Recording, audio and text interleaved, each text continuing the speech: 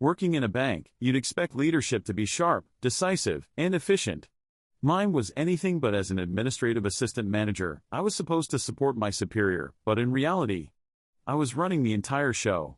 My boss was, well, let's just say pitiful. Not in a cruel way, not even in an outright useless way, just painfully incompetent.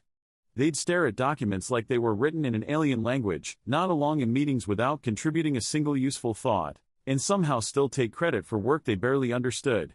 I remember once, they called me in a panic, struggling to find an attachment in an email they had sent.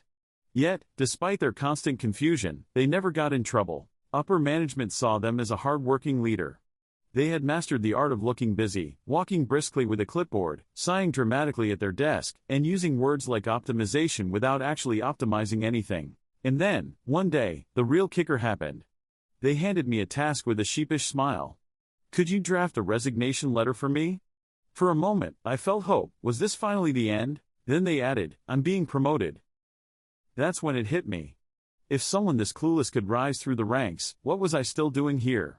Maybe it was time to stop being the one propping them up and start climbing myself. That's when it hit me. If someone this clueless could rise through the ranks, what was I still doing here? Maybe it was time to stop being the one propping them up and start climbing myself. I just stared at them. Promoted. That was the moment I knew I had been playing the wrong game.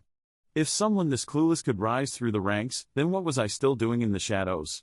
Why was I the one struggling, stressing, and keeping everything together for someone who barely understood how their own job worked?